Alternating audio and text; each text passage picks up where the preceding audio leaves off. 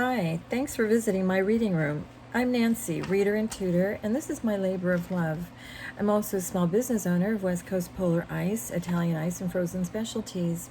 You can visit my Instagram page, Icy Scoops, that's ICYSCOOPS, or Facebook page, West Coast Polar Ice. I'm a huge fan of reading aloud on a regular basis. Our country needs strong, fluent readers with great critical thinking skills now more than ever. My mission is to build a love for reading cover to cover, one book at a time. If you enjoy my channel, please like, share, and subscribe, and I thank you here and now for any and all donations. God bless America. And today's classic read is a Stepping Stones classic for young readers, The Man in the Iron Mask, sorry about that, by Alexandre Dumas, adapted by Paul Mantell. And we begin. Paris, September 5, 1638. King Louis XIII of France stood on the palace balcony. He smiled down at the cheering crowd and held up his newborn son for all to see. "Here he is," the king shouted proudly, "your future king, Louis XIV." Inside the bedroom, his queen cried out in pain. She was giving birth to another son, identical to the first. The king came in and saw what was happening. "Oh no," he gasped. "Twins! One royal son is a blessing, but identical twins means disaster for France. For when they grow up, they will fight over the throne. It will be civil war." The queen and her midwife, Peronette, looked at each other in horror. What was the king going to do? "I must think of my country first," he said sadly. "This second boy is just as much my son as the first. Nevertheless, he must disappear. No one must ever know that he exists. We will lock him in the dreaded prison of the Bastille. There he will remain hidden until the end of his life." "Please, no," the queen begged. "There must be another way." "What other way can there be?" the king asked. "He could grow up in the country with no one to tell him who he is," the queen said. "Peronette here can be his nurse. I will find a tutor for him. Our son will grow up to be a fine gentleman. He will never know he is ours." "All right," the king said, "but if he ever finds out..." The queen nodded. She knew what that meant. If her son ever learned his identity, he would be dangerous to his brother. There would be no other choice but the Bastille. Chapter 1. The years passed. The king died, and his 5-year-old son became the next king, Louis XIV. The young king's mother and advisors ran the country while Louis grew up without a care. He was given everything he asked for and soon became very spoiled. By the age of 15, he was almost ready to ascend the throne, but he still knew nothing about his identical twin. Philippe lived at Chateau Noisy-le-Sec, a beautiful country estate. Young Philippe's life was quiet and peaceful. He had everything he needed. He loved his home with its gardens, fountains, and woods. He loved his nurse, Peronette, and his tutor, Monsieur Lacoste. But sometimes he felt there had to be more to life. He was not allowed to go beyond the walls of the estate. He had never been outside in the world. Often, during his meals or his lessons, Philippe felt that his nurse and tutor were hiding something from him. There were many questions they refused to answer. "Am I a gentleman?" he would ask. "Concentrate on your lessons, Philippe," would be the reply. Or he would ask, "Who is the fine lady who comes here every few months and pays for my clothes and lessons?" "She is a servant of your benefactor." "What's a benefactor?" "Someone who helps you." "Who is my benefactor?" "Your benefactor lives in Paris. Now eat your supper." "And who are my parents?" "I said eat your supper, Philippe, and stop asking so many questions." So it always went. Philippe knew he must be high-born, because the fine lady who came to visit was only a servant to his benefactor. If such people took an interest in him, he must be truly important. But who was he? Philippe wondered if he would ever find out. Then, one hot summer day, everything changed. Philippe was just coming back from horseback riding when he saw a carriage parked in front of the chateau. It was the fine lady from Paris. Philippe came closer and stood behind a large tree. From there, he saw that the fine lady was talking with Perronnette and Monsieur Lacoste. With them was a tall man who was dressed as a priest. Unseen, Philippe listened to their conversation. "Are the boys' lessons going well?" the fine lady asked. "Very well," said Monsieur Lacoste. "He is intelligent." "And curious," the priest asked suspiciously. "No, Monsieur Aramis," the tutor said. "He asks questions once in a while, as all boys will, but we will never tell him anything." "Good," the fine lady said. "And is he happy?" "Yes, madame," Perronnette assured her. "Would you like to see him before you go?" "We must be off," the priest said hurriedly. "Maybe next time." Meanwhile, here is our mistress's latest letter. The fine lady gave it to Perronnette. "Our mistress sends her regards. She thinks of the boy often." Then the fine lady and the priest got into the carriage and drove off. Philippe watched them go.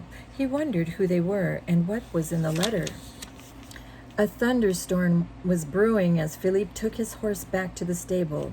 Looking up, he could see his nurse and his tutor standing at an open upstairs window, reading the letter from his benefactor. Suddenly, a gust of wind blew it out of their hands. The letter flew out the window. Monsieur Lacoste grabbed for it, but missed.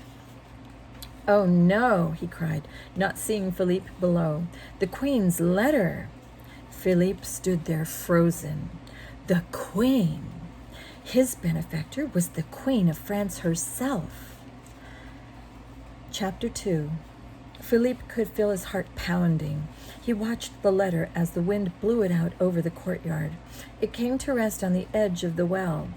Just as Monsieur Lacoste and Perronnette hurried outside, another gust sent it over the edge and down into the well. Philippe had hid behind a corner of the house and watched as they searched for the letter in vain. When it started to rain, they gave up and went back inside. Philippe went over to the well. It was dark, and the rain was coming down in sheets. Philippe shivered. Quickly he grabbed the robe and lowered himself into the well. The letter was on a ledge near the bottom. Philippe stuck it into his belt and climbed back up the rope. Then he hurried inside the warm house. "Philippe, it's time for dinner," Perronnette called out. I'm not hungry tonight," Philippe replied. "I think I'll just go to bed." He went upstairs, closed the door of his room behind him, and lit a candle. Holding the letter up to the light, he read it. "Dear Monsieur Lacoste and Perronnette, I send you my regards. Please continue to see that my dear Philippe grows to be a fine young gentleman. I will never forget you for the kindness you have done. Nothing is more important to me than Philippe's welfare, except, of course, the welfare of France. Here are my latest instructions." So, the Queen of France cared deeply about him. Not only was she his benefactor, but he was dearer to her than anything except her country. What could it all mean? Philippe felt his head spinning. Dizzy, he collapsed onto his bed, still in his wet clothes. By morning, he was in a high fever. Perronnette discovered him like that. As she tended to him, he talked in his sleep about what he'd read. "The Queen, my benefactor, cares about me. The Queen, dearer to her than anything but France." "He knows everything," Perronnette gasped in terror. She realized what this could mean. Still, she and Monsieur Lacoste knew what they had to do. They were loyal subjects of the Queen. "We must write and tell her what has happened," the tutor said sadly. "It is our duty." "But what will happen to Philippe?" Perronnette asked. "What will happen to us?" The tutor sighed. "There is no other way," he said. Chapter 3. The Queen's hand trembled as she read the letter. She stood before the fireplace with her closest advisor. He was the priest who had gone to visit Philippe with the Queen's servant. His name was Aramis, and he had once been a famous musketeer. He and his 3 friends, Athos, Porthos, and D'Artagnan, had once saved the queen's honor when she was young. Joined together by their motto, one for all and all for one, they had fought her enemies and defeated them. Now the 4 musketeers had drifted apart. Athos and Porthos had retired to the country. D'Artagnan was the captain of the king's musketeers, and Aramis had become the bishop of Vannes. "Oh, my lord bishop," the queen moaned, "what am I to do?" Aramis stroked his beard and narrowed his eyes. "My lady," he said, "you have no choice. You must act for the good of the kingdom. The future of France is at stake." The queen sobbed and threw the letter into the fire. "Very well," she said, "I shall give the order. Philippe must spend the rest of his life locked in the Bastille." Chapter 4. 8 years passed. King Louis XIV had grown from a spoiled child into a bad king, selfish and proud. He worried more about his money than about the people of France. But Aramis had a plan that would help both him and France, for he knew a secret that could bring the king to ruin, a secret that lay hidden in the dungeons of the Bastille. The king's court had gathered in the palace, as it did every morning. Dozens of servants, advisors, and guests crowded the hall, waiting for King Louis to enter. In one corner of the room, 2 men stood talking. Once they had been musketeers in the queen's service. Now they were country gentlemen. They were visiting Paris to see the wonders of the big city and the palace.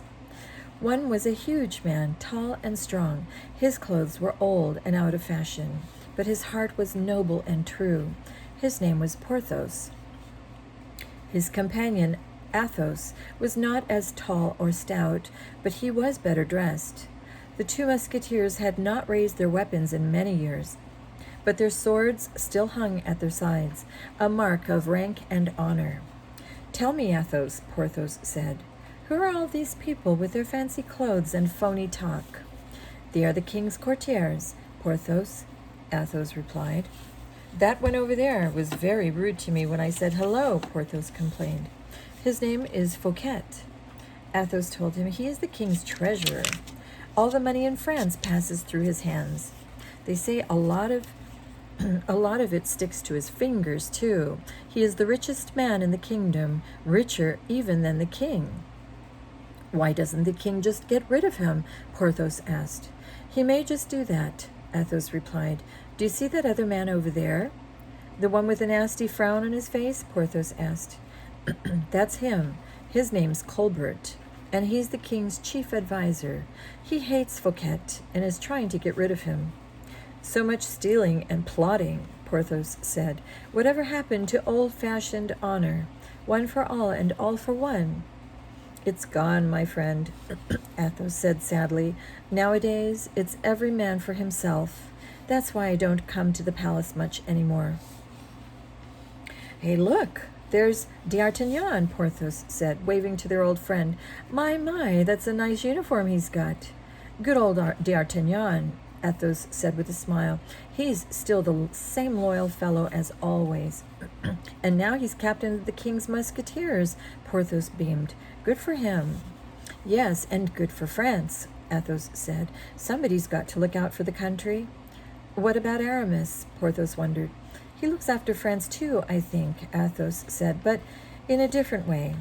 "Hello, Aramis," Porthos called out, seeing him. "Will you look at him, Athos? A priest now, is he?"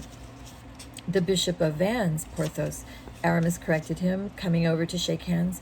"Hello, Athos. Porthos, old boy, where have you been?" he asked. "On my farm and out in the country," Porthos said proudly. Aramis looked at his friend's old clothes. "Yes, I can see that," he said with a smile. "And now, if you'll excuse me, there's someone over there I need to talk to." Aramis glided off and went over to speak with Monsieur Fouquet. He took the king's treasurer by the elbow and led him to a quiet corner of the room. "Colbert is after you," he warned Fouquet.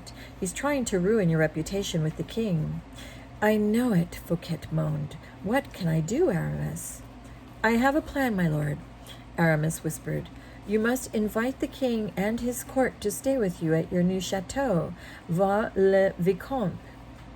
Impress the king with luxuries, wine and dine him. Put on lavish entertainments, dazzle him. That will make him favor you over Colbert. Do you really think it will work? Fouquet asked. My lord, I am sure of it, Aramis replied. Just then, the double doors at the end of the hall opened, and King Louis XIV entered. He had a thin mustache and was wearing a long wig of curly red hair. At his side was his elderly mother, the queen. Everyone bowed as Louis walked to his throne and sat down. First of all, he said, we wish to extend a royal welcome to Athos and Porthos. You served our father and mother well, as did Aramis and D'Artagnan. We are forever grateful to you. Your Majesty, Porthos said, bowing along with the others. And now, the king said to D'Artagnan, what business comes before us today? Monsieur Colbert wishes to speak, your Majesty, D'Artagnan told him. Let him speak for all to hear, said the king. The narrow-eyed, suspicious Monsieur Colbert came forward. He held a bunch of papers in his hands. Your Majesty, he said, I can now prove that Monsieur Fouquet has stolen millions of francs from your treasury to build his chateau at Vaux. If you will look at these papers, sire. The king waved him off. Monsieur Fouquet, he said, what is your response to these charges? Fouquet stepped forward angrily. Sire, he said, I deny everything. It is a pack of lies invented by my enemies to destroy me. You would say that even if you were guilty, the king said, scowling. Anything else? Yes, your Majesty, Fouquet said. He glanced at Aramis. I invite you and the entire court to stay with me at Vaux. There you can judge for yourself if I am loyal and true to you. Very well, the king said. We will visit you at Vaux. It will be your chance to impress us with your loyalty and friendship. Fouquet bowed and grinned at Aramis. He did not see the king turn and nod to Colbert, but Aramis did. His plan was working. Chapter 5. No moon lit the streets of Paris that night. The city was dark and cold. Mist swirled about the Bishop of Vannes' carriage as it rolled along the deserted cobblestone streets. This part of Paris was always quiet. An evil air hung over the neighborhood. It came from the fortress called the Bastille, the place where enemies of the king were imprisoned. Behind the Bastille's walls lay untold torments, secrets so dark that to know them meant certain death. The carriage pulled up before the prison gate, and out stepped Aramis. In his dark bishop's robes, he seemed a part of the night. Open the gates for the Bishop of Vannes, the driver cried, and the doors swung open. Aramis stepped through. I want to see the governor of the Bastille, he told the guard. Right away, my lord bishop, the guard said with the bow. He ran off. Soon the governor of the Bastille came waddling toward Aramis. Aramis, or should I say, Lord Bishop, he said with a bow. Baisemal, Aramis returned the greeting. It's been a long time since our days as musketeers, Baisemal said. You've done well for yourself, eh? Thank you. You haven't done too badly either, I'd say. Ugh, Baisemal said, making a face. It's all right running a prison, I suppose, but you should hear the poor devils at night, screaming and moaning about their innocence. It's enough to drive you crazy. Aramis murmured, nodding. I'm sorry to rush you, Baisemal, but it's not you I've come to see. Oh? Baisemal said, taken aback. No, of course. I understand. Who is it that you wish to see? A prisoner by the name of Marcailai has asked me to hear his confession. I presume he wishes to clear his conscience. Marcailai. Oh, yes, I know him. A real gentleman, that one. All right, follow me then. He led Aramis inside the prison. Ahead of them walked a guard with the ring of keys. The three men's footsteps echoed on the stone steps as they walked down into the depths of the fortress. Here, in damp dungeons below the ground, were kept the most important prisoners, the ones with the darkest secrets. The guard stopped at a heavy wooden door. He found the right key and unlocked it. Aramis turned to Baisemeaux. "Now you must wait out here," he told his old companion. "Confessions must be private." "Well, it's against regulations," Baisemeaux complained, "but seeing that you're a bishop, I suppose it'll be all right." Aramis nodded and stepped through the door. He pushed it closed behind him. It took a moment for him to make out anything in the darkness of the cell. He held up his lantern, and slowly his eyes adjusted. There, sitting on a stone bench, was the man he had come to see, the man who had been given the false name Marcailai. He was young, with long brown hair, a thin mustache, and noble features. He looked sad, as though he had given up hope of ever getting out of here. "Who are you?" he asked Aramis. "I am your confessor." The prisoner sat up. "I have committed no crime," he said. "Therefore I have nothing to confess." "Are you sure?" Aramis said softly. "In the eyes of those in power, sometimes it is a crime simply to know that a crime has been committed." "I don't understand," the prisoner said. Aramis smiled. "You will." "I thought prisoners had to request confessions," the man called Marcailai said. "You did," Aramis said. "I arranged it." He glanced around the cell. Rats scurried away from the glow of his lantern. Moss grew on the damp walls. "I wanted to see you in private." "Then it is you who must confess to me," the prisoner said, "for surely you have come here to tell me something secret and of great importance." Aramis nodded slowly. "If the king knew I was here, I would not see the sun rise tomorrow." "I will listen," the prisoner said, "but tell me first who you are." "You have seen me before," Aramis told him. "Do you not recognize me, Philippe?" The young man stared at his visitor long and hard. "The man who came with the fine lady to visit me. That last time. Yes, I am Aramis, Bishop of Vannes, and you are the boy Philippe, all grown up and a prisoner. Such an injustice." "What happened to my nurse and my tutor?" Philippe asked. "I've thought so much about them. They were so kind to me." "They are no more," Aramis told him. "Poison silenced their tongues." Philippe gasped and fought back tears. "My enemy must be very powerful and very cruel, to kill 2 innocent people and imprison a child." "In your family, Philippe, they do whatever is necessary. Your existence had to remain a secret at all costs." "But why?" Philippe asked, rising from his bench and facing Aramis. "Why am I here? I must be someone important to have deserved such treatment. Who am I, Monseigneur?" "I will tell you," Aramis said, "but first I must ask you 2 questions. In the house where you grew up, were there any mirrors?" "Mirror?"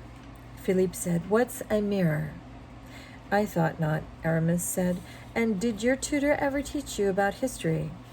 "Only about the early years of France," Philippe told him. "I always asked to learn more, but we never seemed to get to it." "You were not meant to know," Aramis said. "History reveals the past, and mirrors show the present. You were shown neither. So now I must tell you what has been happening in France since the day of your birth." Aramis told Philippe the story of the birth of the royal twins and the fateful decision to keep the second birth secret. Philippe listened, his mouth half open, his eyes staring into nothingness.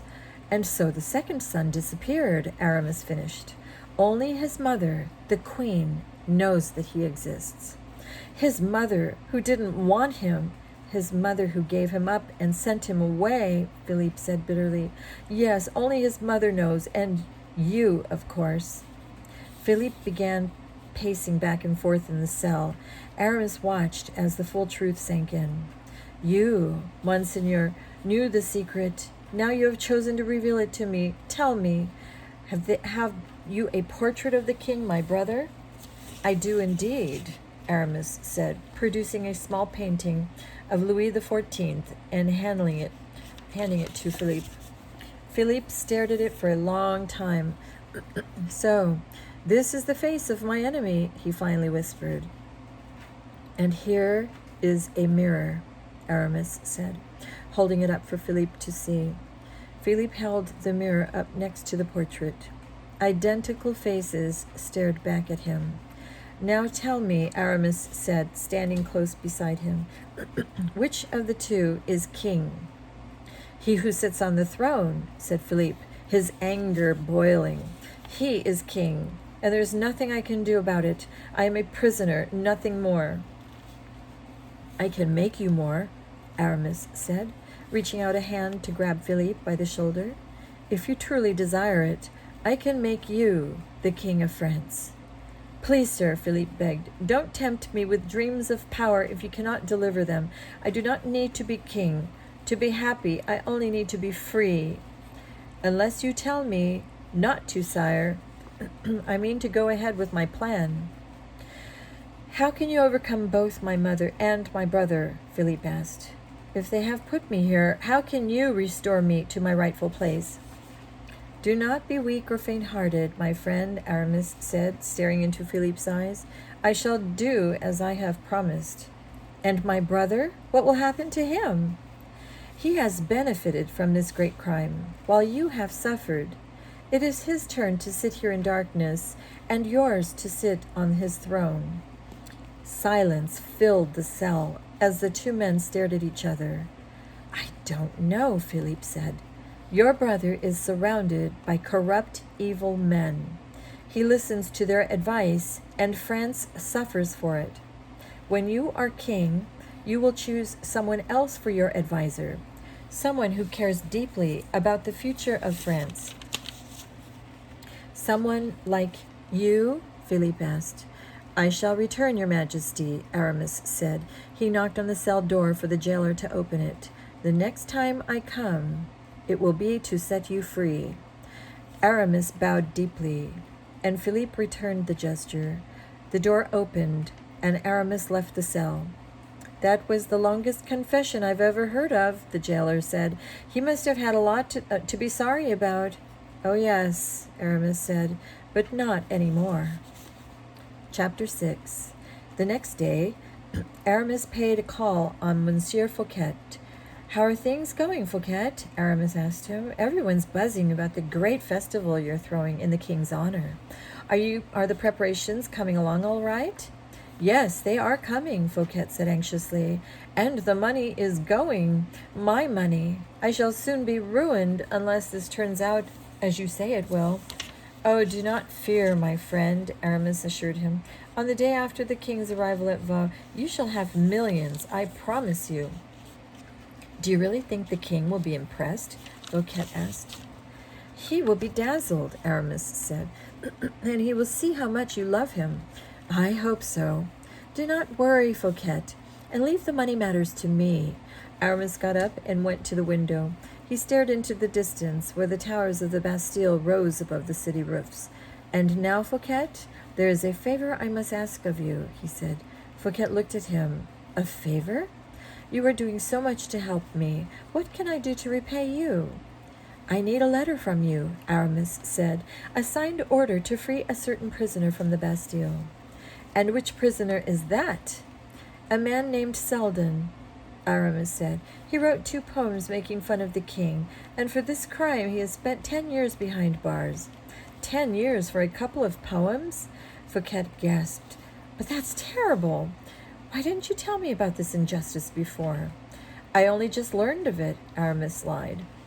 His poor sick mother wrote me a long letter begging for his release.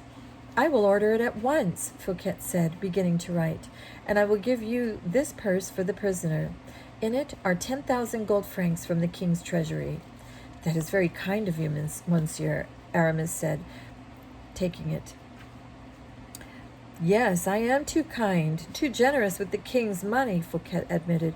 That is my fault. I am a very poor banker, but my heart is good and true. The king will be sure to see that when he comes to Vaux, Aramis said. How soon will you send the letter to order this to the Bastille? Tonight, Fouquet said, no later than 9 o'clock. Very good, Aramis said. Thank you, monsieur. You're most kind. You will not be sorry. Tonight at 9, Aramis said to himself as he left the room, I will be at dinner with my old friend, the governor of the Bastille. Chapter 7. That evening at sundown, Aramis's carriage arrived at the Bastille. Aramis stepped out, and with him came a servant carrying a full case of fine wine. Fetch the governor, Aramis ordered. When Baisemeaux arrived at the gate, he was pleasantly surprised to see his old companion. I did not expect you again so soon, he said as the two shook hands. You know, Baisemeaux, Aramis said, seeing you has made me miss our old friendship. And since I know how you always dine alone here, I decided to invite myself to supper. I've brought a little something with me to drink as well.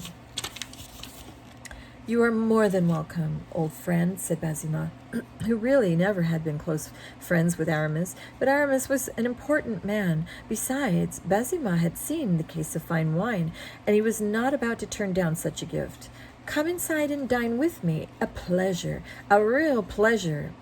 The pleasure is all mine, Aramis said, following his host inside. Wait here for me, he told the driver.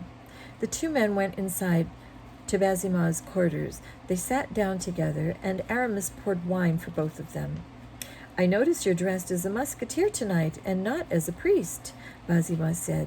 Yes, Aramis replied. I wish to remind myself of the good old days, one for all and all for one, eh? They toasted each other, and Baisemeaux drank his wine in one gulp, but Aramis merely sipped his. Here, Baisemeaux, let me refill your glass, he said slyly. An hour later, the two men were in the middle of dinner. They were also on their 5th bottle of wine. Most of it had been drunk by Baisemeaux. Just then, a horse's hooves clattered in the courtyard below. Seconds later, a servant entered the room. Monsieur Governor, he said, a messenger has arrived with a letter for you. Tell him to go away, Baisemeaux said. Can't you see I'm eating supper? Whatever it is, it can wait till tomorrow. Pardon me for interfering, old friend, said Aramis, but what if the message is important? Shouldn't you at least read it now? Messages that arrive in the middle of supper, Baisemeaux complained. Oh, well, if you say so, Aramis. He turned to the servant. Have the message brought to me, he said. The servant went out and returned soon after with the letter tied up in a scroll.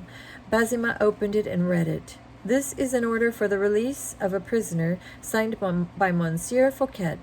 Baisemeaux frowned. What nerve these powerful people have. They arrest a poor man just like that and put him in prison without a trial. They leave him there for years to rot. And then they want me to release him at once. At once, mind you. I call that nerve. The poor devil can surely wait till morning. No, Aramis said, almost shouting. He quickly calmed his voice. I may be dressed as a musketeer, but I am still a man of God. It would be wrong to keep this man in prison one moment longer than necessary. Release him now, and you will be rewarded in heaven. But we're not through eating, Baisemeaux protested. Oh, very well, he said with a sigh. Since you asked me to do it, I will have him released at once. Baisemeaux staggered over to the door and called out for his servant. While his back was turned, Aramis took the letter and put it in his pocket.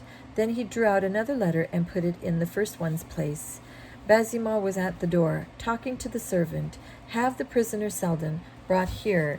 He is to be released at once. Pardon me, old friend, Aramis said, but didn't you mean to say the prisoner Marcalay? Marcalay? No, the name is Seldon. It says so right here in this letter. Aramis looked at the letter he had put on the table. No, my friend, it clearly says Marcalay. See for yourself. Confused, Baisemeaux came back to the table and examined the letter. Marcalay, he gasped, but I could have sworn. Perhaps, Aramis whispered, you have had a little too much to drink. Yes, perhaps I have, Baisemeaux said, scratching his head. I can't understand it. Marcalay, the man I am supposed to watch more closely than anyone. Suddenly he swung around to face Aramis. Wait a minute. He is the same prisoner you visited last night. True, he is, Aramis agreed. It is rather a coincidence, isn't it? Still, orders are orders. According to this letter, your orders are to set the prisoner free. Again, Baisemeaux scratched his head. Orders are orders, he repeated. Oh, well, I suppose you're right, Aramis. He turned to the servant. Bring the prisoner Marcoli here at once. Soon, Philippe was brought into the room. His hands and feet were in chains, but when he saw Aramis, he couldn't help smiling. Unchain him, Baisemeaux ordered, and it was done. Young man, you are free, he said to Philippe. You must swear never to tell anyone anything about this place. What you have seen and heard here must remain a secret forever. Do you swear? I swear, Philippe said. My time here is not something I wish to remember. Very well, then, Baisemeaux said. You're a free man. Congratulations. I must say I don't understand the order myself, but orders are orders, eh, Aramis? Oh, yes, certainly, Aramis agreed, giving Philippe a secret wink. Where will you go at this hour of the night? Baisemeaux asked Philippe. Before he could answer, Aramis stepped in. I will take charge of the prisoner, he said. I will help him with anything he may need. He gave Philippe a little nod of the head. Philippe, must you be going so soon? Baisemeaux asked Aramis. We were just getting started on dinner. I'm afraid I must go, old friend, Aramis said, embracing him, but I'm sure we'll be seeing each other again soon. Yes, sooner than you can imagine. Chapter 8. Outside, the carriage was waiting for them. Philippe was not accustomed to freedom. It made him so dizzy that Aramis had to help him get into his seat. The carriage sped away. It headed for the countryside, stopping along the way at each of the city's many guard posts. Soon they left the houses and lights of Paris behind. They passed farmlands and hills. Then they entered a stretch of dark, lonely woods. Aramis ordered the driver to stop the carriage. We need to talk, he told Philippe. Would you prefer to stay in the carriage, or would you rather go outside? I want to be out in nature again, Philippe said eagerly. It has been years since I've seen it, and I love it so. Look, the night sky is so beautiful, and the trees. I am free, free. Your Majesty, Aramis said, nature has given you the same face as your brothers. Up until now it has been a curse. Now it will become a blessing. We will take advantage of this gift of yours. By the day after tomorrow you shall sit on your brother's throne. And he, Philip asked, he shall sit in your old dungeon cell, Aramis said. Won't he speak out? Philip asked. Whom will he speak to? Aramis challenged. The bare walls? But surely someone will see that I am not the real Louis XIV. Sire, you look like your brother, and you can act like him. No one will know the difference. Just learn to play your part, and all will go well. Perhaps, the young man said. He stared off into the distance, and a sad expression darkened his face. But is it the right thing to do? He asked. My conscience stings me. Your conscience? Aramis repeated. Yes, it tells me I owe loyalty to my brother. Your brother is in the grip of evil men, ministers like Colbert, who care only for themselves and not for France. This country needs a king who is honest and strong. Like me? Philippe asked. Yes, Your Majesty, you were born a prince.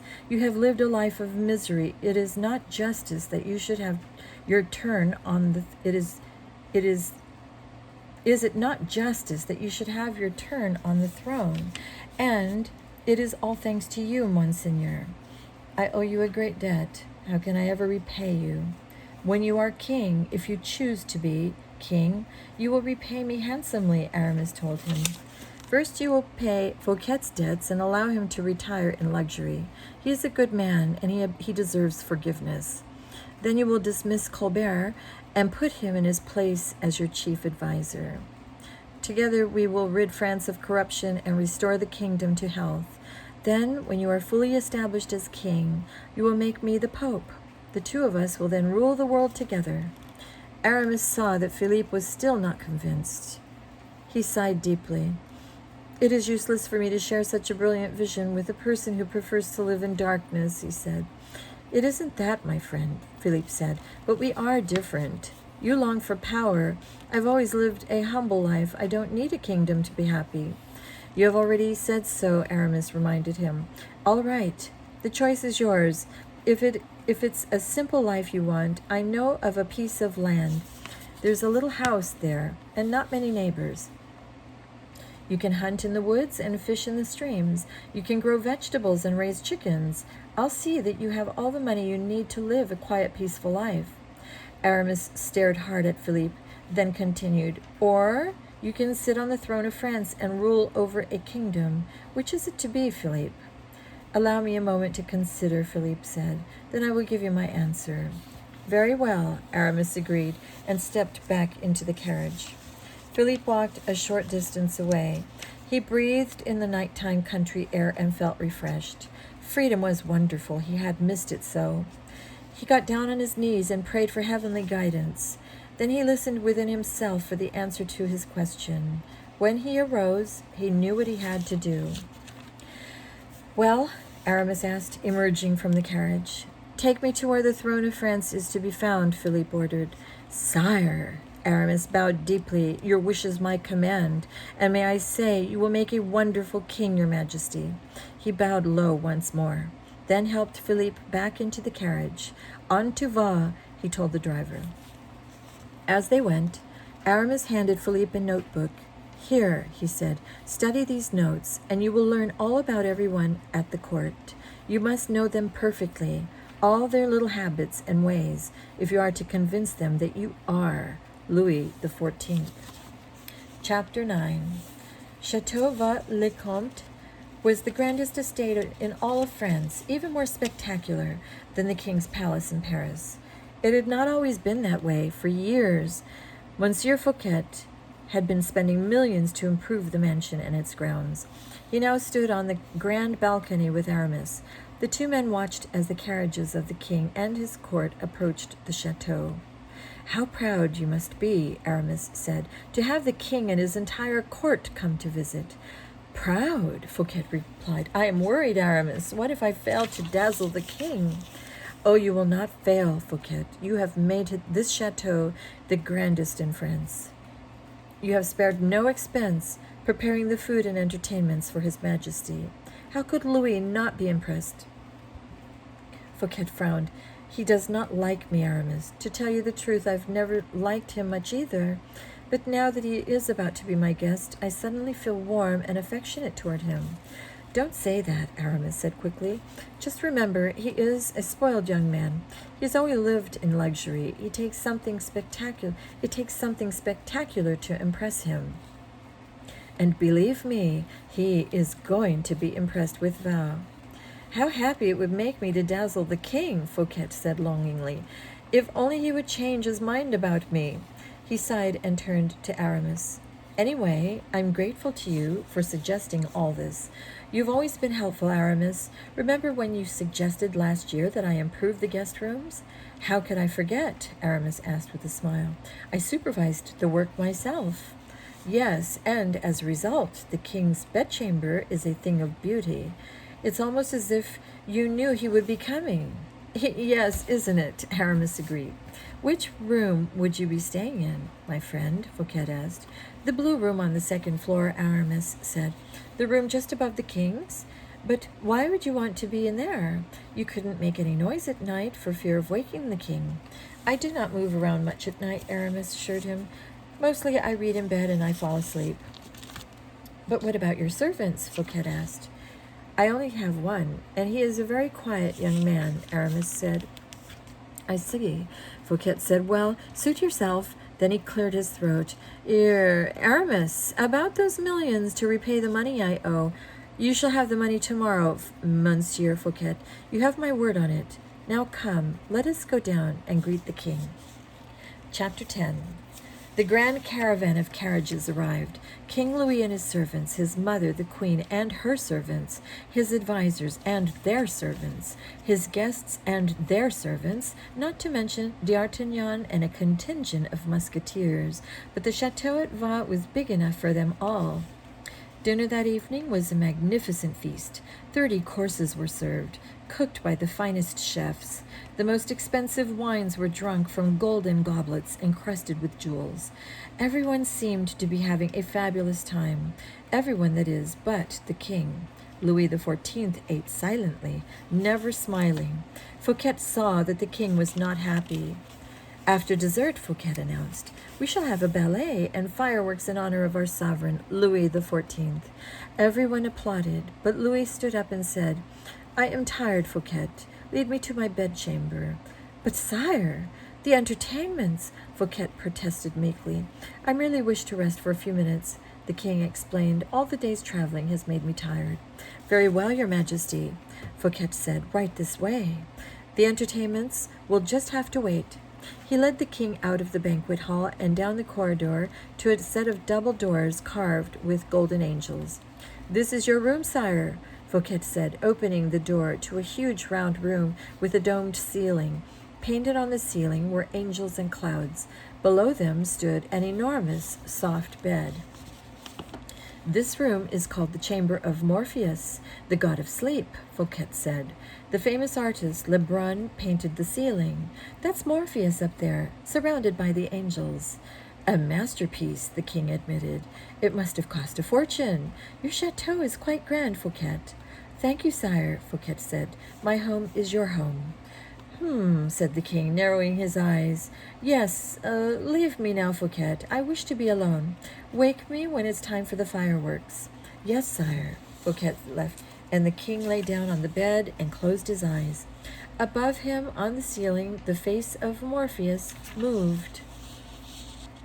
Chapter 11. Philippe stared down at the king through the hole in the floor. Below him, the king lay in bed with his eyes closed. Just then, a knock came at the door. Open, Aramis's voice said. It is I. Philippe replaced the painted face of Morpheus in the spy hole, then got up and opened the door.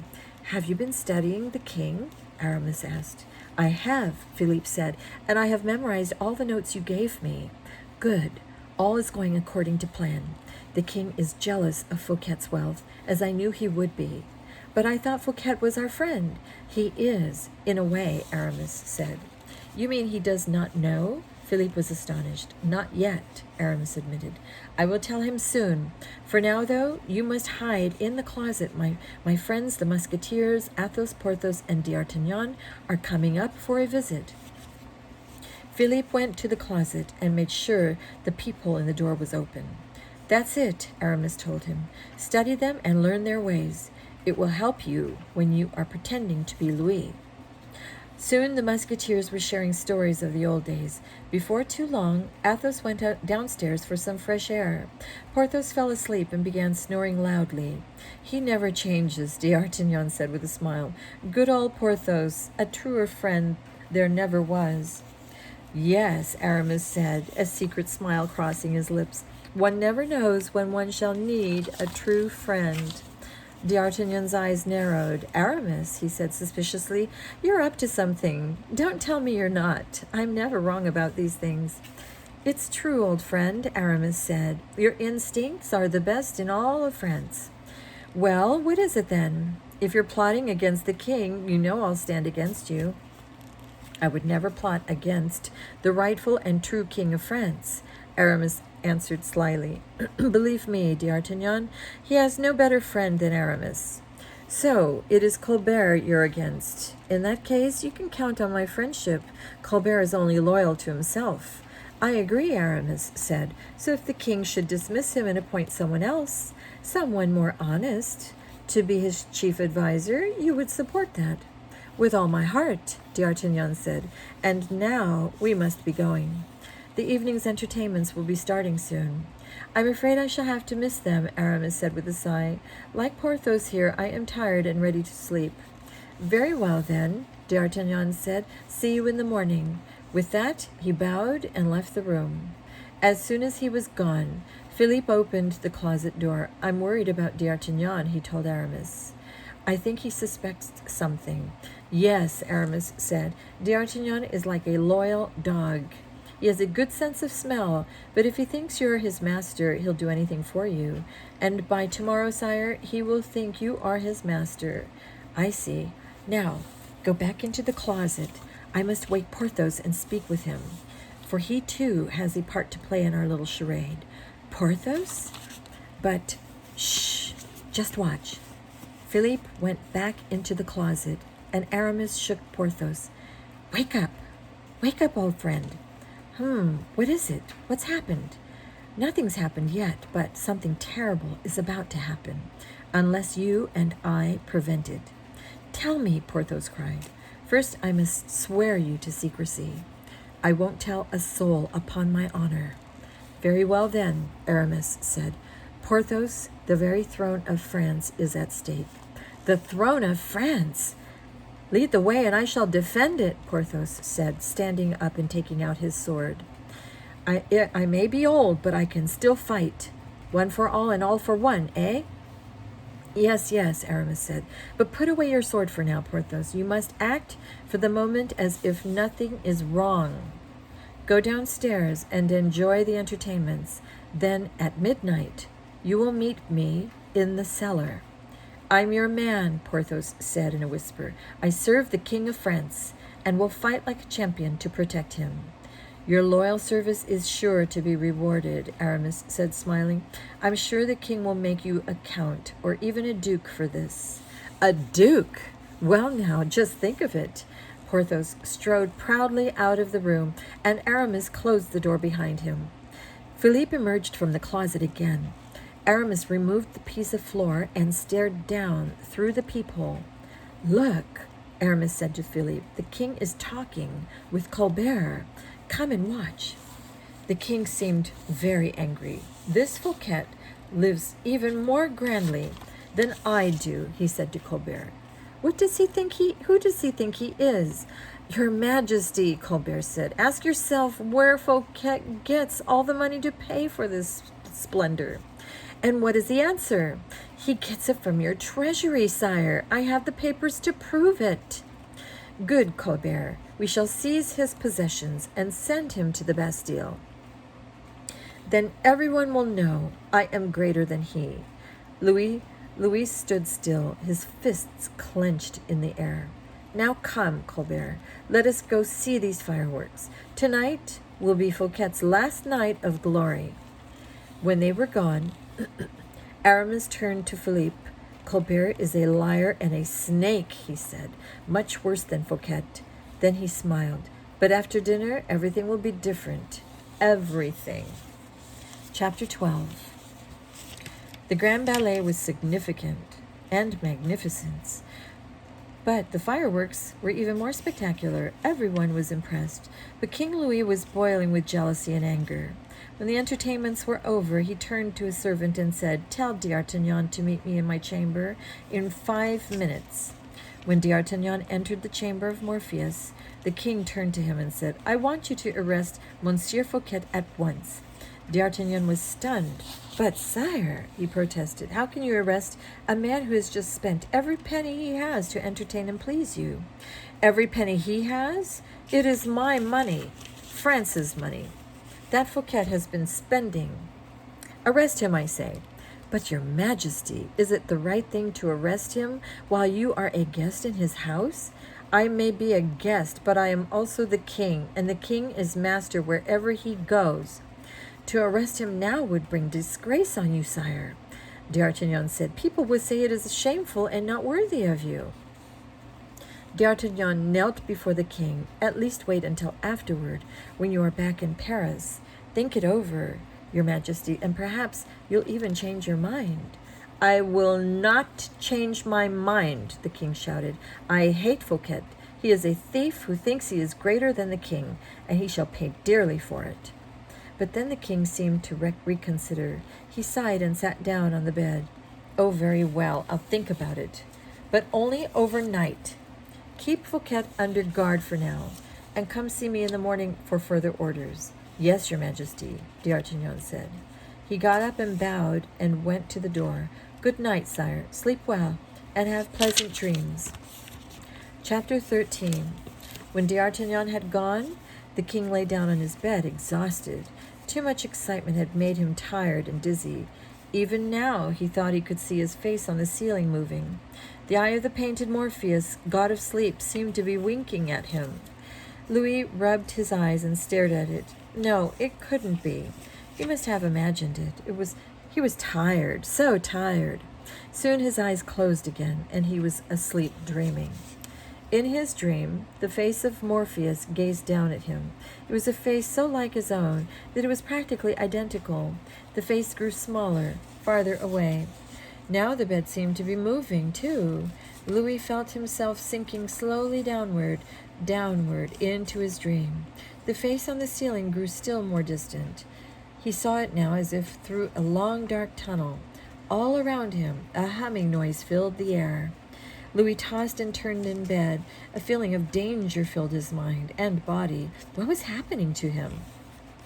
Suddenly, the bed jerked to a stop. The humming ceased. Louis felt a coldness, a dampness in the air. He told himself to wake up, forced himself to sit up. Come, it is only a dream, he told himself, staring at the stone walls that surrounded him. But it was no dream, for Louis has opened his eyes fully. He had gone to sleep in his bedchamber and now found himself where? Suddenly, two masked men stepped from the shadows. Who are you? Louis asked, terrified. Is this some sort of joke? The two men came closer. One was a huge fellow, the other tall and thin. It was the thin man who spoke. It is no joke, sire. You must come with us. Fouquet sent you, didn't he? The king gasped. It doesn't matter who sent us, the thin man replied. You must do as we say. Now get up at once.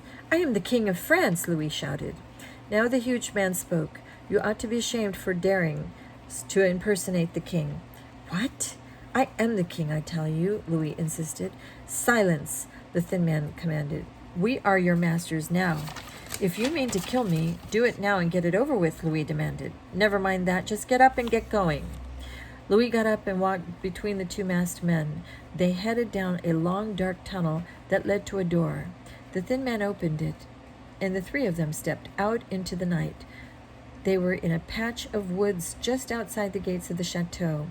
Before them stood a carriage ready and waiting. Where are you taking me? Louis said. You'll find out soon, the thin man said. The three men sat down inside the carriage. Soon they were riding through the woods and farmlands, speeding toward Paris.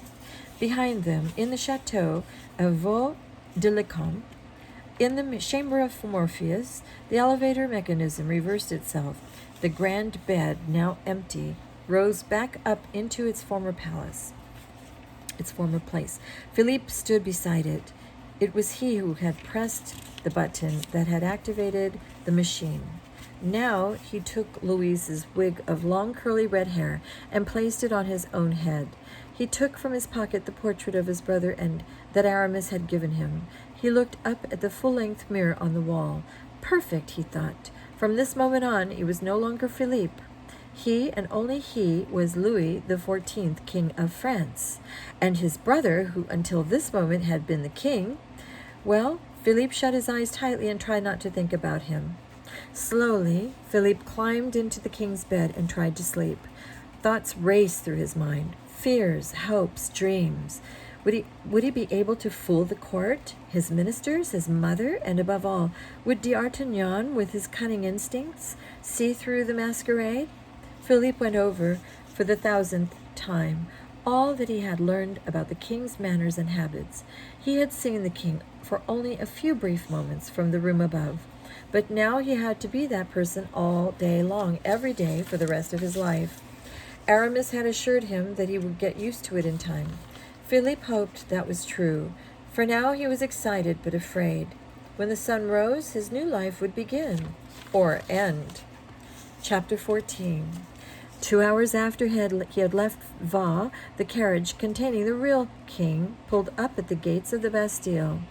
Out stepped the two masked men. The thin one shut the carriage door behind him. Then he removed his mask. It was Aramis. You can take that mask off for the moment, Porthos, he told his companion, but you'd best stay here, just to make sure the prisoner doesn't escape. He won't escape me, I can assure you, Porthos declared, putting his hand on the hilt of his sword. I may be old, but I'm not too old to serve my country and my king. Good old Porthos, Aramis said, clapping his friend on the shoulder. France is indeed lucky to have a defender like you. Then Aramis went up to the guard at the gate. Fetch the governor of the Bastille, he told him. I have a prisoner to return to him. 5 minutes later, Monsieur Baisemeaux appeared, rubbing his sleepy eyes. Monseigneur the bishop, he said, surprised to see Aramis. What are you doing here at this late hour?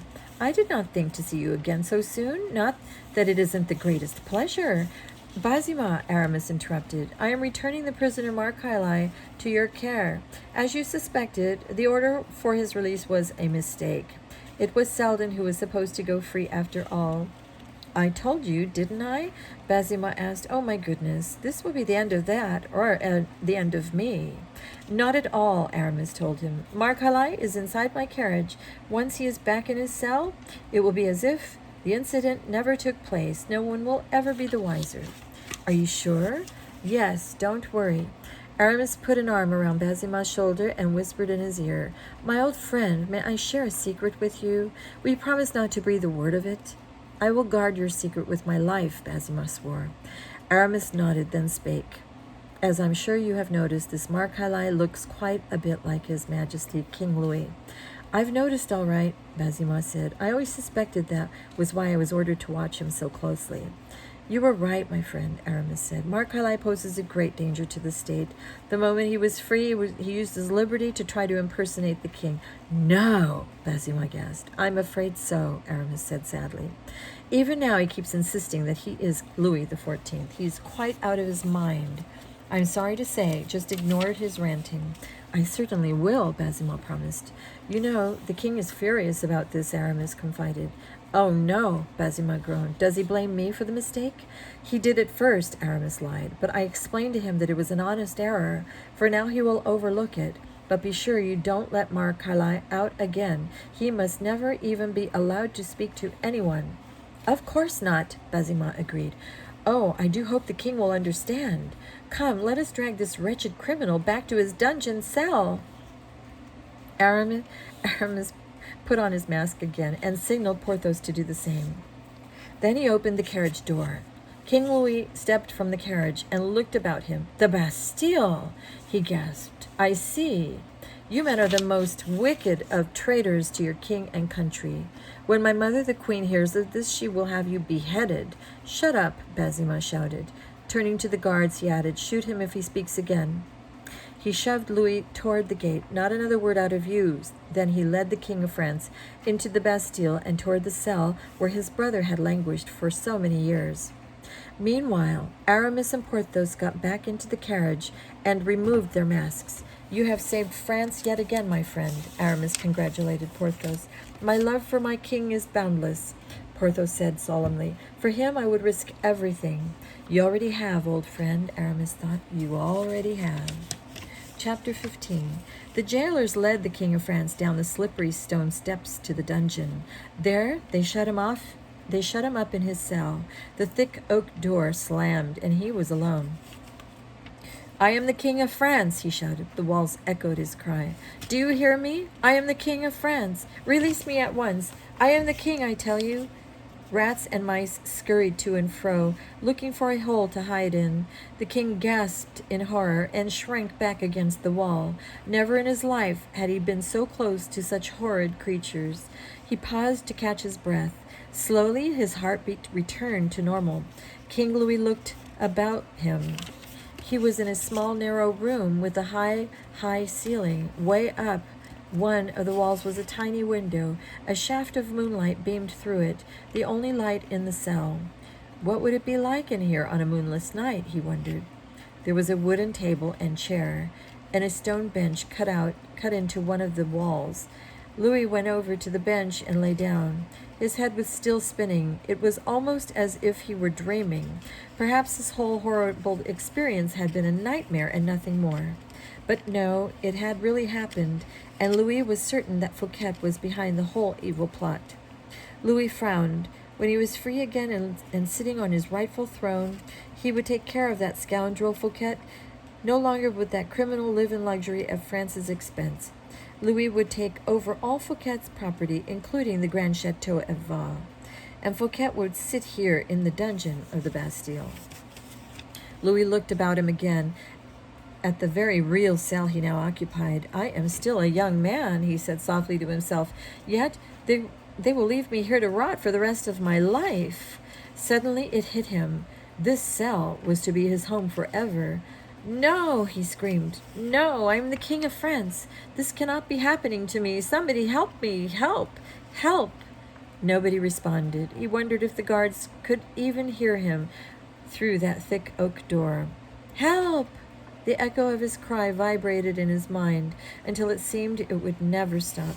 Louis rose to his feet, grabbed the wooden chair, and smashed it against the door. It splintered into pieces. He grabbed one of the legs and began pounding it on the door. Get me the governor, he said, banging and banging. I want to see the governor of the Bastille.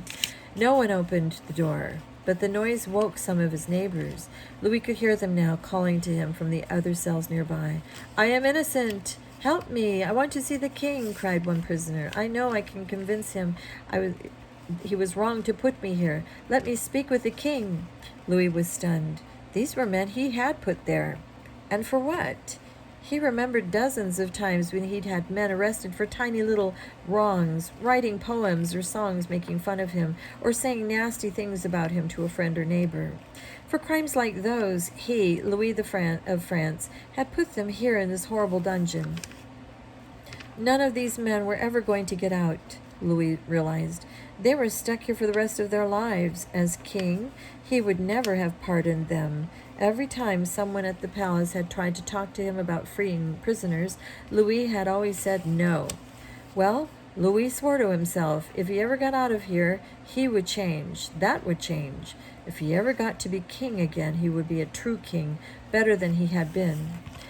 He would begin by freeing all these prisoners from the Bastille. Whatever they had done, surely they had suffered enough, and in their place he would put that criminal Monsieur Fouquet. As for Colbert, he would follow the king's wishes, and not the other way around. Louis was determined to take charge of France and lead her to glory. If only he could get out of here. In another fit of desperation, Louis threw himself against the door and pounded on it with his fists. He dug his nails into the wood, screaming for the guards to come and set him free. He rolled on the floor, pounding his head on the stones in fury. By the time the guard came with some food and water, King Louis of France was unrecognizable.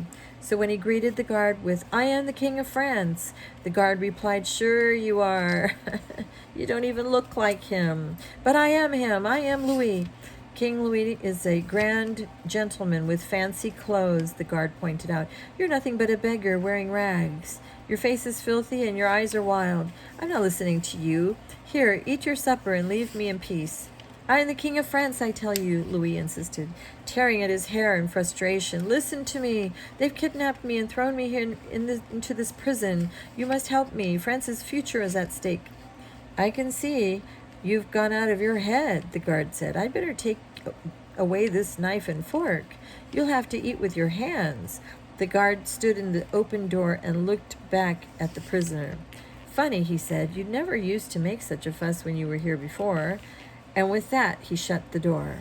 Wait, Louis screamed. But it was too late. He heard the key turn in the lock, and the guard was gone. In a blind rage, Louis took his plate of food and threw it across the room. The plate broke into 1,000 pieces, and the food scattered on the floor. The rats and mice edged out of their holes, smelling their dinner. Unaware of them, Louis was lost in thought, something the guard had said. I was quieter when I was here before, the king repeated to himself. But I've never been here before in my life. What in the world did he mean by that? Chapter 16. At dawn, there was a soft knock on the door of the chamber of Morpheus. Philippe sat up in bed with a start. He had finally dropped off to sleep just a minute or so before. He had dreamed of men coming to get him in the night. Had they come for him now? Come to drag him back to the Bastille? He cleared his throat and tried to calm himself. Who's there? He asked, in the tone of voice he'd heard the king use. It is I, your majesty, the Bishop of Vannes, came the familiar voice of Aramis. Come in, my friend, Philippe said. My only friend, he whispered softly to himself. Aramis entered the room, followed by a servant. The servant held 3 suits of clothes for the king to choose from, 1 red, 1 green, and 1 purple. What would your majesty care to wear today? The servant asked. The purple one, I think, Philippe said nervously. Yes, now go, I wish to speak with the bishop. Wouldn't you like me to dress you, your majesty? The servant asked, confused. Philippe remembered from his notes that he was supposed to let the servants do everything for him. Oh, yes, of course. Dress me, but hurry. When the servant had done his duty and left, Aramis spoke to the king. How did you sleep, sire? He asked. Not well, Philippe said. Is it done? It is done, Aramis replied. He will not trouble you again. You have done well, Philippe said, and now it is my turn. I hope I can play my part as well as you have played yours. I am sure you will do splendidly, Aramis said. You certainly look the part. Now you only have to act it, and France will be yours to command. At that moment, there was a knock at the door. That will be D'Artagnan, Philippe said.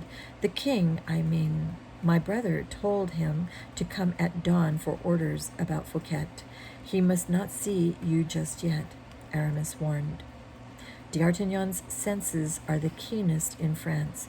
If he comes into this room, he will know that something happened here last night. It is better not to let him see you until you appear before the entire court. No, you stay here.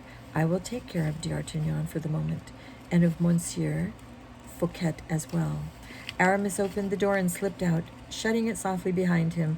Philippe sat back down on the bed. He wondered what Aramis was up to now. Chapter 17. Aramis. D'Artagnan's face was the picture of surprise. What are you doing in the king's quarter at this early hour? The king cannot be disturbed right now, Aramis said. But he asked me to come first thing in the morning, D'Artagnan said. The king did not sleep very well last night, and he is feeling out of sorts, Aramis explained. I see, D'Artagnan said, a suspicious look on his face. Aramis ignored it. However, he asked me to tell you that he has changed his mind about Monsieur Fouquet. He is to be set free at once. Well, said D'Artagnan, that is a relief.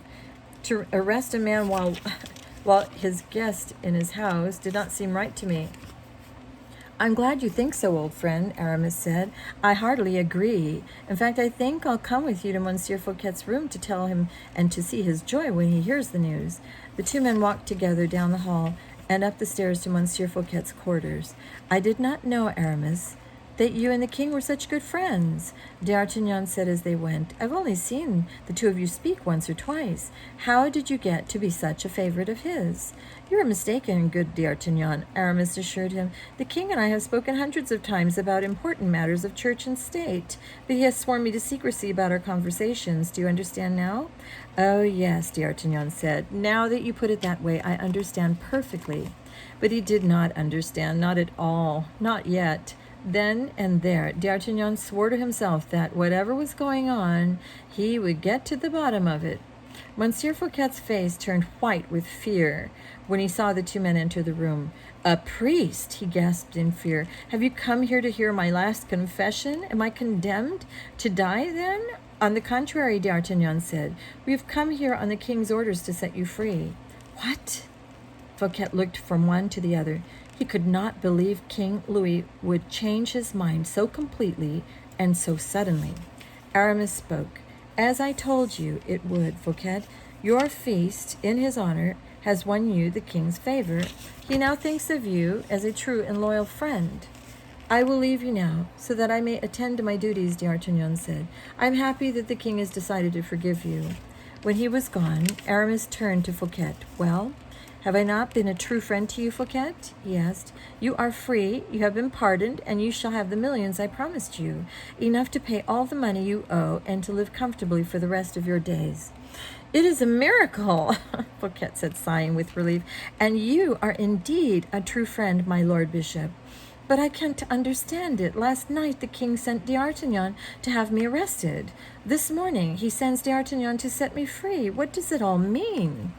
In response, Aramis turned and locked the door. He went to the window and drew the curtains. I will tell you what it means, he said in a low voice. The king suspects you of stealing from the public treasury. He is jealous of your wealth and the splendor of your home. He hates you and thinks you have betrayed him. But then, why is he setting me free? Do you seriously believe King Louis would set you free? Aramis said. The king is your deadly enemy. Don't you know that? A look of dread came over Monsieur Fouquet's face. What is this all about? He asked. You are hiding something from me. What is it? What is between you and the king? The king and I share a secret that no one else knows, Aramis said slowly. A secret that will change the future of France. You frighten me, Fouquet said. What is this terrible secret? Out with it at once. Very well, you shall hear the truth, Aramis said. Then and there, he told Fouquet all that had happened, from the birth of the royal twins to the events of the night before. When he had finished, Aramis stood silently, watching to see the reaction of his words. He expected Monsieur Fouquet to be surprised, shocked even. But in the end, Aramis was sure the man would go on along with his plan. After all, the real king would have thrown Fouquet in prison. The new king had set him free and pardoned him. But Aramis, for once, had made a serious mistake. He had not counted on Monsieur Fouquet's sense of honor. What? Fouquet cried angrily. You have had the king kidnapped and imprisoned while he was under my protection? While he was a guest in my house? Because of my actions, your house is still your own. If not for what I did, you would now be in prison. How dare you, sir? Fouquet said, fuming. You have blackened my good name forever. I shall never forgive you for this, never. Sir, Aramis said, beginning to grow nervous, please remember that by putting the king in prison, I have saved your life. You ought to be grateful for the service I have done you. Grateful? My life and property mean nothing to me next to my honor, and you have taken it from me, you wicked man. All that I have done for you, monsieur, Aramis said. Perhaps that is true, Fouquet said, but I did not ask you to do it. I did not want you to do it, and I will not forgive you for doing it. But, monsieur, now it was Aramis's turn to go white with dread. I reject your services, Aramis. Now leave my house at once and never return, because you have been a friend to me. I will give you 4 hours to escape the king's revenge. Now go, if you wish to save your life. As for me, I am going to free my king. Fouquet hurried from the room, leaving a stunned Aramis behind. How could his brilliant plan have turned to ashes so suddenly, so unexpectedly? All was lost. He could see that plainly. He would have to flee immediately. Perhaps he would go to Spain. He had friends there, and of course he must take Porthos with him. But what of Philippe? Could Aramis really leave him behind to suffer his fate alone? If he and Porthos took Philippe with them, sooner or later there would be civil war in France. The two brothers would fight for the throne, and the country would be ruined. No, that must never be.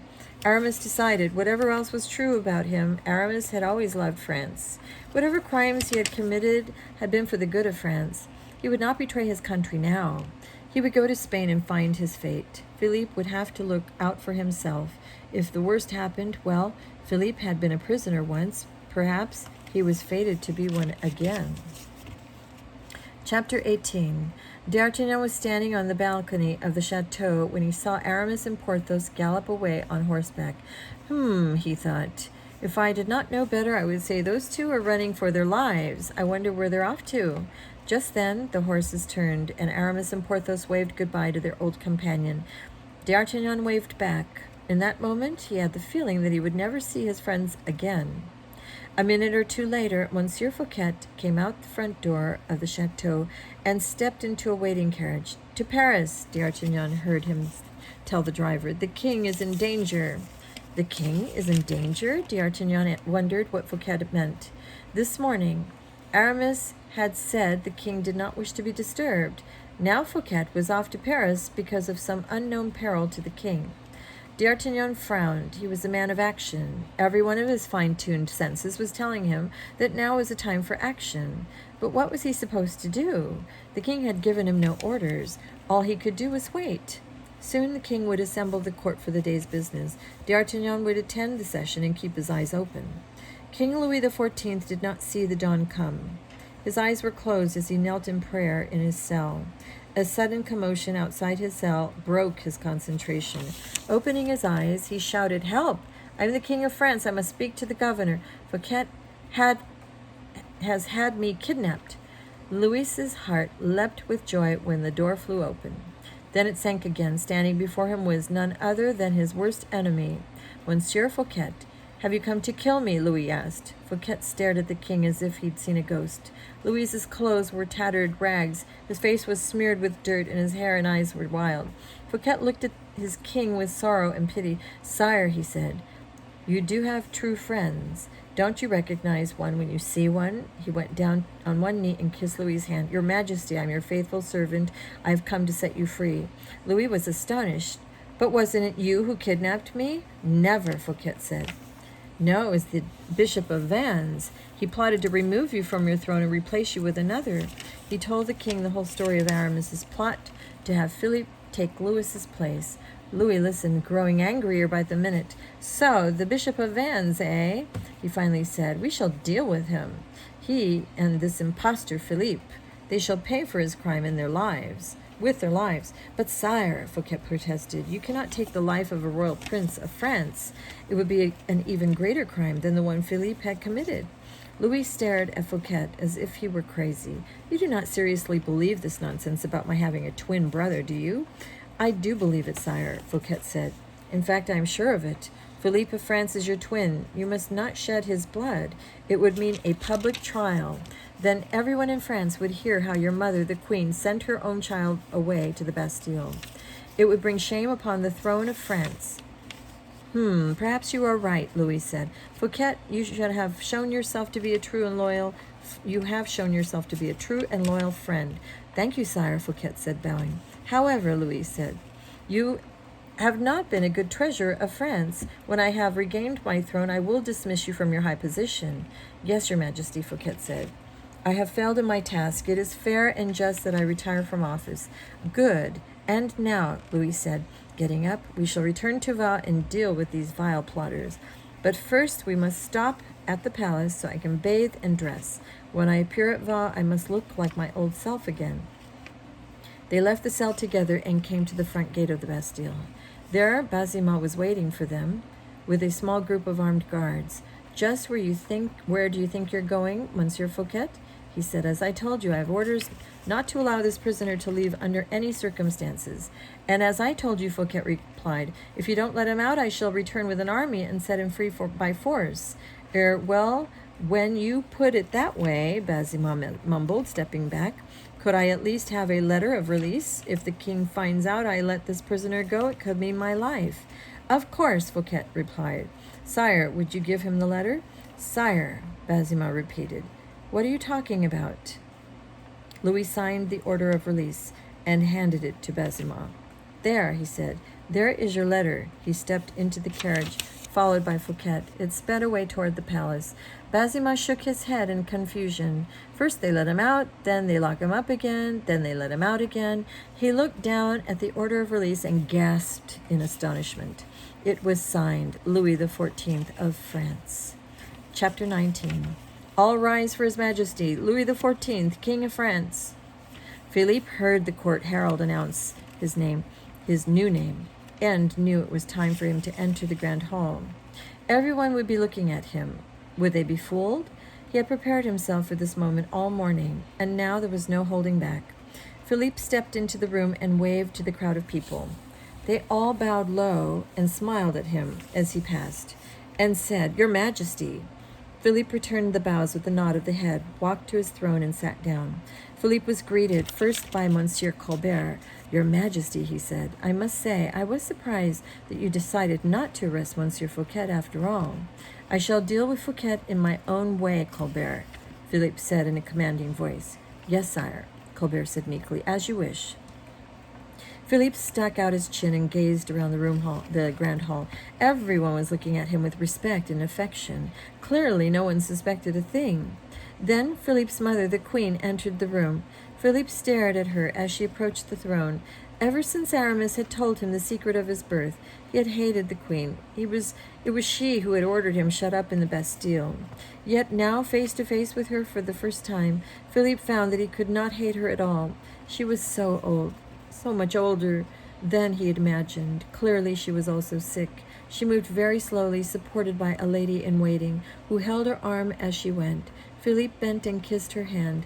Mother, he cried. He looked deeply into her eyes. Louis, she said, frightened by his gaze, why do you look up at me like that? I forgive you, mother. Philippe said softly. I forgive you for everything. The queen's eyes filled with tears. What? What are you talking about, Louis? She asked. Never mind, Philippe said. It is nothing, nothing at all. She had given him away the day he was born, but Philippe also remembered her letter to his caretakers. She had declared that he was more important to her than anything else except France. Except France. So it was for France's sake that she had done it. Philippe was beginning to understand. He cleared his throat and turned to the rest of the court. Where is Monsieur Fouquet? He asked. Sire, D'Artagnan said, stepping forward, Monsieur Fouquet has gone to Paris. He said it was on account of some danger to your person. Danger to me? Philippe repeated. What sort of danger could that be? Nervously, he looked around for Aramis. Where's the Bishop of Vannes? He asked. I wish to see him at once. Your Majesty, D'Artagnan said. Aramis has fled. What? He and Porthos rode away on horseback. They seemed in a great hurry to get away. But why? Philippe gasped. He felt himself grow dizzy, and he sank back onto his throne. Suddenly, there was a sharp knocking at the door. Open up! Shouted a voice from the other side. It was Monsieur Fouquet's voice. Let him in, Philippe ordered. The door opened, and in walked Monsieur Fouquet, but he was not alone. Behind him came Louis, dressed by sheer coincidence in a purple coat, just like the one his brother wore. There was an uproar in the hall as people saw the two identical twins together for the first time. The queen screamed as if she had seen a ghost. She staggered and was helped into a chair by her lady-in-waiting. Don't just stand there, Louis shouted. Arrest that impostor. Well, what are you waiting for? Philippe asked the musketeers who were in the hall. Seize that man. The crowd stood frozen, not knowing what orders to obey. Louis turned to the queen. Mother, don't you recognize your king? Philippe stepped toward her as well. Mother, he cried, don't you recognize your son? The queen sobbed into her handkerchief, shaking her head miserably. Louis could see she was not able to act. He turned to D'Artagnan. Sir, he said, I leave it to you. Which of us is the king? One of us has spent 8 years in the Bastille. His face must surely be paler than the others. D'Artagnan stepped toward Louis and examined his face closely. Then he walked over to Philippe. Placing his hand on Philippe's shoulder, he said, Sir, you are my prisoner. Philippe and Louis stared intently into each other's eyes. Then Louis lowered his gaze. He now knew how Philippe had suffered for his sake. Perhaps he felt guilty. He turned and quickly left the hall. Monseigneur, D'Artagnan said, taking Philippe by the arm, I am sorry to have to do this, but I am a musketeer, and my oath of loyalty is to the king. I must place you under arrest until the king decides what to do with you. I understand, Philippe said, nodding. Lead on, and I will follow. D'Artagnan led him out of the room. As Philippe passed, everyone bowed their heads in sadness and in respect. Chapter 20. That night, D'Artagnan entered the room where Philippe was being held under guard. He knelt before Philippe and removed his hat. Your Highness, he said, the king has decided your fate. Am I to die then? Philippe asked. If that is to be my fate, I am ready.